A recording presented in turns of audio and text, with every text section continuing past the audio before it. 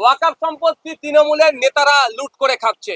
যেভাবে বৈধ পন্থায় যারা চাকরি পেয়েছে তাদের সাথে যেভাবে অন্যায় হয়েছে সরকারের অপদার্থতার জন্য, সরকারের নোংরামির জন্য, এর খেসারত সরকারকে দিতে হবে। আর পশ্চিমবাংলার আইনসভাতে যেখানে আগামী 5 বছর বা আগামী দিনে পশ্চিমবাংলার নাগরিক কিভাবে ভালো থাকবে, শিক্ষা, স্বাস্থ্য, কর্মসংস্থানের যোগ্য যেখান থেকে হবে, আলোচনা যেখান থেকে সেখানে তারা জানাতে আসছে। আমি প্রত্যেকটা গণতান্ত্রিক প্রক্রিয়ায় শান্তিপূর্ণ আন্দোলনের পক্ষে ছিলাম, আছি, আগামীতেও থাকবো। তবে একটা কথা, শুধু শিক্ষক নয়, এর সাথে যারা শিক্ষক কর্মী যারা, তারাও আজকে তৃণমূল কংগ্রেসের দুর্নীতির তারাও শিকার হলো। যারা বৈধ পন্থা অবলম্বন করে চাকরি পেল, দুর্ভাগ্য, তাদেরকেও আজকে বাতিল করা হয়েছে। তাদেরকে 20,000 25,000 টাকা সাম্মানিক দেওয়ার যেটা হয়েছিল কোর্টের মাধ্যমে সেটাকেও স্থগিত রাখতে বাধ্য হয়েছে। আজকে বিধানসভায় স্পিকার স্যারের মাধ্যমে রাজ্যের সংখ্যালঘু বিষয়ক ও মাদ্রাসা শিক্ষামন্ত্রীর দৃষ্টি আকর্ষণ করলাম, তাকে আবেদন করলাম যে পশ্চিমবাংলায় ওয়াকফ ভারতবর্ষের দ্বিতীয় বৃহত্তম ওয়াকফ সম্পত্তি পশ্চিমবাংলায় আছে। 1,43,000 একরের ঊর্ধ্বে সম্পত্তি পশ্চিমবাংলায় আছে, যার মধ্যে 25,000 একরের ঊর্ধ্বে সম্পত্তি এখনো বেহাত হয়ে আছে বা অবৈধ দখল হয়ে আছে। এই অবৈধ দখল মুক্ত করে সম্পত্তিগুলো যাতে ওয়াকফ বোর্ডের হাতে তুলে দেওয়া যায় তার ব্যবস্থা করতে। এই বলার কারণটা হচ্ছে এটাই, 2011 সালের আগে তখন তৃণমূল কংগ্রেস বিরোধী আসনে বসতেন, তারা সেই সময় বলেছিলেন, মুসলিম সম্প্রদায়কে আশ্বস্ত করেছিলেন, প্রতিজ্ঞাবদ্ধ হয়েছিলেন যে ক্ষমতায় আসলে ওয়াকফ সম্পত্তি উদ্ধার করব। ওয়াকফ সম্পত্তি উদ্ধার করা তো দূরের কথা, ওয়াকফ সম্পত্তি তৃণমূলের নেতারা লুট করে খাচ্ছে। এই অ্যাসেম্বলি হাউসে মন্ত্রী আছে, বিভিন্ন জেলার এমএলএরা আছে, বিভিন্ন কর্পোরেশনের কাউন্সিলররা আছে, বিভিন্ন এলাকার নেতারা তৃণমূলের, তারা ওয়াকফ সম্পত্তি লুট করে খাচ্ছে। যাতে এইগুলো তাদের হাত থেকে কেড়ে ওয়াকফ বোর্ডের হাতে তুলে দেওয়া হয়, তা সেই জন্য আজকে মেনশন করেছি। বলছি, মুখ্যমন্ত্রী আজকে যখন অফিস নিয়ে কথা বলছিলেন, তিনি বললেন সংখ্যালঘু সম্প্রদায়ের একাংশের মধ্যেও ক্ষোভ রয়েছে, এটা দিতে চলে গেছে, দুইটা এতে চলে গেছে, এটা কি আদৌ হচ্ছে? এবং মুখ্যমন্ত্রী অফিস নিয়ে যা বলবেন তার সঙ্গে কি আপনি সহমত?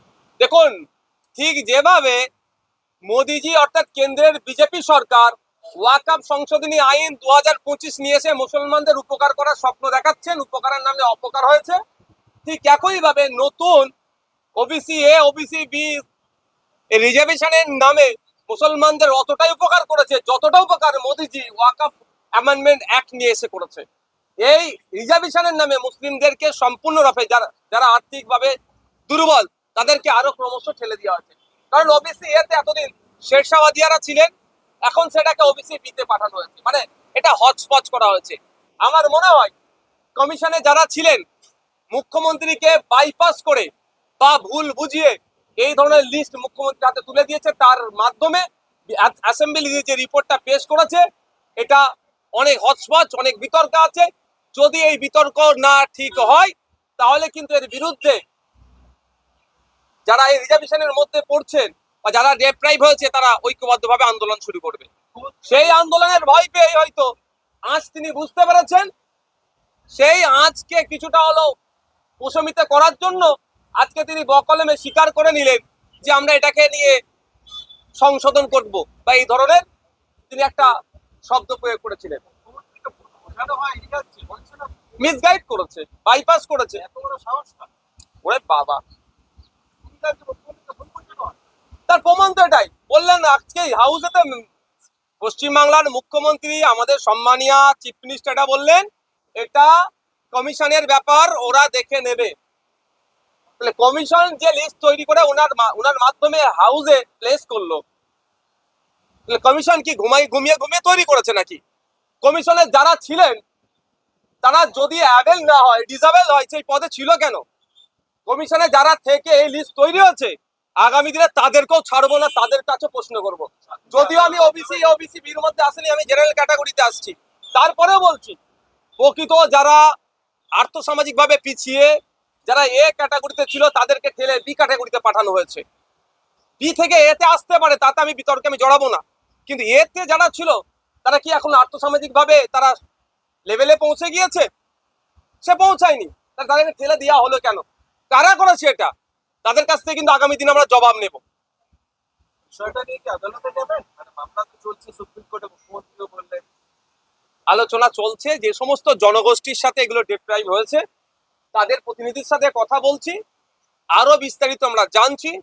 প্রাথমিক পর্যায়ে আমরা বিভিন্ন জায়গায় চিঠি চাপাটি করব, তাদেরকে জানাবো, কনসার্ন ডিপার্টমেন্টকে জানাবো, রাজ্যের অভিভাবিকা মুখ্যমন্ত্রীকে জানাবো এই এই জায়গায় ডিস্টার্ব হচ্ছে। যদি তিনি বা সেই দপ্তর দায়িত্ব নিয়ে এই সমস্যাগুলোর সমাধান করে নেয় তাহলে আইনি লড়াইয়ে যাওয়ার কোনো প্রশ্ন আসছে না। আর যদি তারা যে আমরা যেটা করেছি ঠিক করেছি, ভুলটাকেও ঠিকভাবে এস্টাবলিশ করার চেষ্টা করে, তখন আইনি লড়াই করতে হবে। শেরশাবাদিয়া যারা আছেন, আরো যারা জনগোষ্ঠী আছেন, যারা ডেপ্রাইভ হয়েছে, তাদের হয়ে কথা বলতেই হবে। আমার সুবিধাটা যে একটু আগে দেখতে পেলাম চাকরি যারা হারা তারা আসছে বিধানসভাতে। তার আগে মুখ্যমন্ত্রী দিদির চলে গেলেন, আবার বিকেল 4টার সময় বিধানসভা রিটার্ন করলেন। মুখ্যমন্ত্রীকে এই যে পরিস্থিতি তৈরি হবে সেটার আগাম আঁচ পেয়ে তিনি বেরিয়ে গেলেন। এডিটা দেখুন, একটা কথা বলি, ওখানে প্রায় 1400 ঝুপুর মানে মানুষ, কেউ বলছে ঝুপুরপট্টি, কেউ বলছে দোকান পুড়েছে। সরকারের কাউন্সিলর জনপ্রতিনিধি বলছে নাকি আবার 400 জন। এই সংখ্যা নিয়েও বিতর্ক আছে। সেখানে একটা বড় ইনসিডেন্ট ঘটে গিয়েছে, স্বাভাবিকভাবে রাজ্যের মুখ্যমন্ত্রী সেখানে যাবেন। তবে যে চাকরি 26,000 চাকরি বাতিল নিয়ে যে ডামাডোল হয়েছে, এই দায়ভার আমার রাজ্যের মুখ্যমন্ত্রী কোনোভাবে এড়িয়ে যেতে পারেন না। তিনি বারবার বলেছিলেন আমাদের কাছে plan A, plan B, plan C, plan D পর্যন্ত আছে। তারপরেও কেন আমাদের রাজ্যের যারা বৈধ পন্থা অবলম্বন করে চাকরি পেল তাদেরকে আজকে চাকরি হারাতে হলো বা তাদের কাছে আন্দোলন করতে হচ্ছে? মানবিক মুখ্যমন্ত্রী গ্রুপ সি গ্রুপ ডি এর জন্য আলাদা করে ভাতার ব্যবস্থা করে দিয়েছিলেন, কিন্তু এখন তাদের ডিমান্ড, যে সমস্ত বৈধ শিক্ষাগুলো চাকরি পেয়েছে, ডিমান্ড এখন অল্প কয়েকটা ডিমান্ড। তার মধ্যে একটা ডিমান্ড হচ্ছে যে ফর্ম ফিল আপ শুরু হচ্ছে ওটাকে 1 মাস পিছিয়ে দেওয়া হোক। তাহলে মানবিক মুখ্যমন্ত্রী 1 মাস পিছাতে পারছেন না কেন? 1 মাস পিছিয়ে যদি, কারণ তারা কারণ হিসাবে দেখাচ্ছেন যে আপনারকে রিভিউ এর জন্য পিটিশন করা হয়েছে সুপ্রিম কোর্টে, তাহলে 1 মাস পিছিয়ে দিই, সমস্যা কোথায়? বলেছে আমাকে বলেছে আমি বিষয়টা অ্যাসেম্বলিতে তুলবো। তারা একাধিক আন্দোলনকারী অসুস্থ হয়ে পড়ছে। তাদের সুস্থতা কামনা করি। তবে একটা কথা, অসুস্থ হয়ে দ্রুত সুস্থ হয়ে আবার ফিরে আসুন। অসুস্থ হয়ে ঘরে চলে গেলে হবে না। যদি ন্যায়কে পেতে চাই একদম রাস্তায় থাকতে হবে, তাহলে ন্যায় পেতে পারে, না হলে পাওয়া দুষ্কর এই সরকারের আমলে। মুখ্যমন্ত্রী আজকে অধিবেশন হাউসের ভেতরে পুশব্যাক কথাটা বলেছে এবং সম্প্রতি দেখা গেছে বাংলার বার্তা এবং মুর্শিদাবাদের দুজন পরিযায়ী তারা মহারাষ্ট্রে গেছিলেন এবং মুম্বাইতে গেছিলেন এবং মহারাষ্ট্র পুলিশ তাদের বাংলা ভাষায় কথা বলার কারণে পুশব্যাক করে বাংলাদেশে পাঠিয়ে বাংলা ভাষায় কথা বলার একটা অপরাধ। চরম অন্যায় করেছে আমাদের ভারতবর্ষের পশ্চিমবাংলা দুজন নাগরিককে যেভাবে অবৈধ পন্থা অবলম্বন করে দেশের নাগরিককে বিদেশি ঘোষণা করে দেশের বাইরে বিতাড়িত করার চেষ্টা করছে। আমরা তীব্র নিন্দা ধিক্কার জানাচ্ছি। মুখ্যমন্ত্রী শুধু বিধানসভার মধ্যে দাঁড়িয়ে পুশব্যাক করেছে কেন, এই নিয়ে চর্চা তো করবেন উনি, ওরা রাইট আছে। সাথে সাথে আমাদের দেশের কনসার্ন ডিপার্টমেন্টের সাথে কথা বলে জবাবদিহি করা দরকার, কড়া ভাষায় বলা দরকার যে পশ্চিমবাংলার মানুষ বাংলায় কথা বললে, ত্রিপুরার মানুষ বাংলায় কথা বললে তাদেরকে কোনো মতেই যে বাংলাদেশি বলে দেখে দেওয়া হচ্ছে এটা বন্ধ করতে হবে। এই পুশব্যাক এই বলে পশ্চিমবাংলা নিরীহ নাগরিককে চমকানো, ধমকানো, আতঙ্কে রাখা বন্ধ করতে হবে। এটা কড়া ভাষায় মুখ্যমন্ত্রীকে জবাব দিতে হবে। শুধুমাত্র এখানে অ্যাসেম্বলিতে বলে চুপ করে গেলে হবে না। দেখুন, এই বিষয়ে দেশের রাষ্ট্রপতির কাছে আমি জানাবো।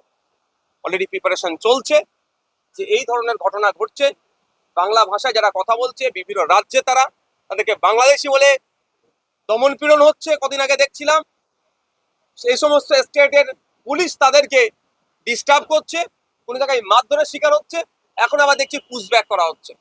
এটা বন্ধ হওয়া দরকার। Thank you.